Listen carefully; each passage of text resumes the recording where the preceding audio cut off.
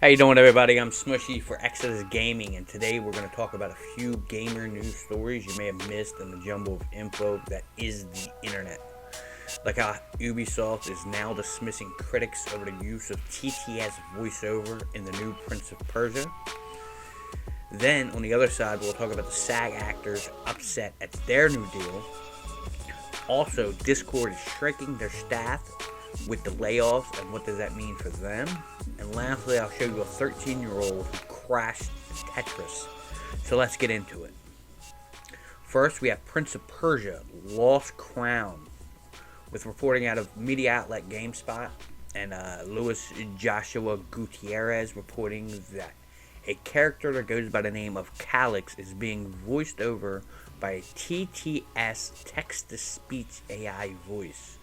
When Side UK Gaming Studios was asked about this, and the studio responded, Side London provides casting, production management, voice direction, voice recording, and post-production in Prince of Persia: The Lost Crown, for which we work with a talented cast of professional actors.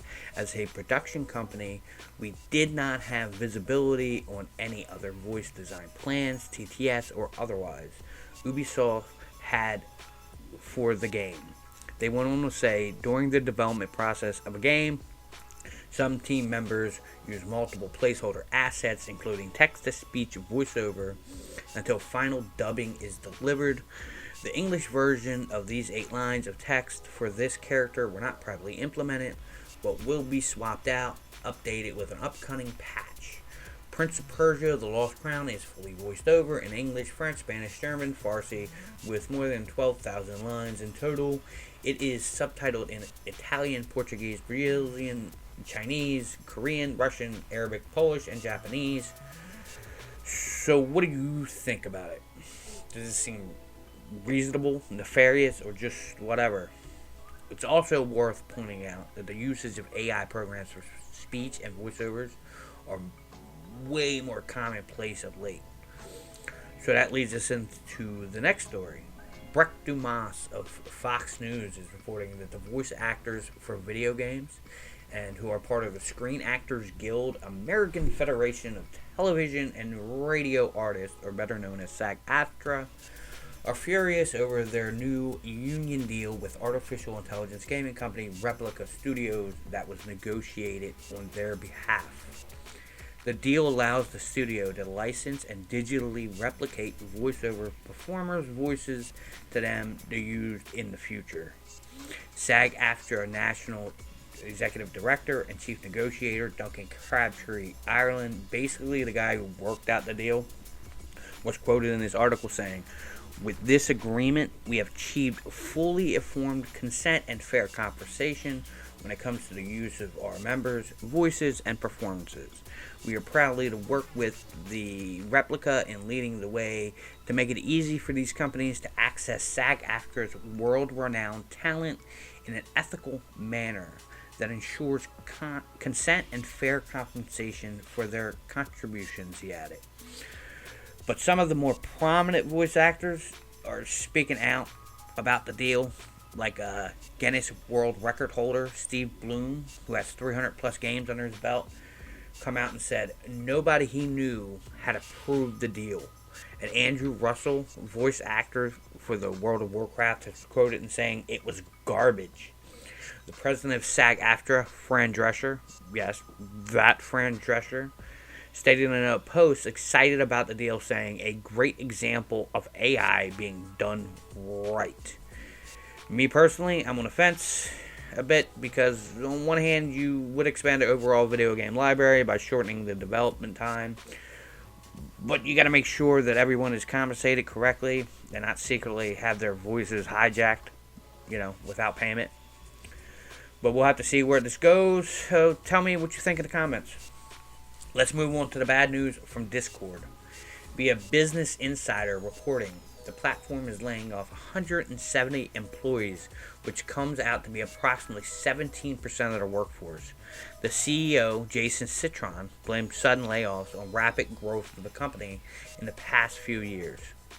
It comes on the heels of layoffs announcements from Google and Amazon.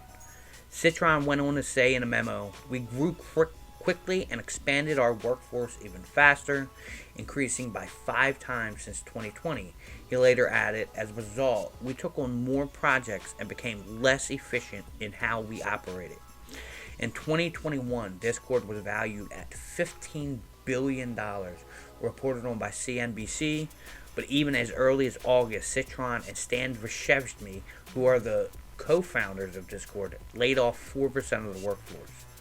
Does this mean financial turmoil might bring down Discord, or is it just the shrinking reality of economy we face just hitting the tech world?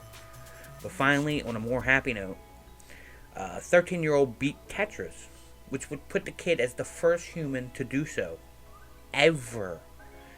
This being reported on by NBC News. The only other time this has happened is because of artificial intelligence. This accomplishment was done by Willis Gibson, but goes by the handle Blue Scooty. The young man posted a video on his YouTube channel where he crashed the game after 38 minutes of playing. Willis can be heard in the video game saying, "Oh my god, oh my god, oh my god, yes." He said in the video, "I'm going to pass out. I can't feel my fingers. I can't feel my hands." Willis explained that the original Tetris programmers never thought someone would be able to beat their game. So when do you make it in that far? The game just can't handle it, and it just crashes. When I first started playing the game, I didn't even know that was possible, Willis said. And even up until recently, I never thought I'd even get close to it. Maya Rogers, the CEO of Tetris, told Willis on the extraordinary accomplishment, a feat that defies all preconceived limits of this legendary game. This monumental achievement not only breaks new ground in the realm of Tetris, but also ignites the anticipation for its future, Rogers said in a statement.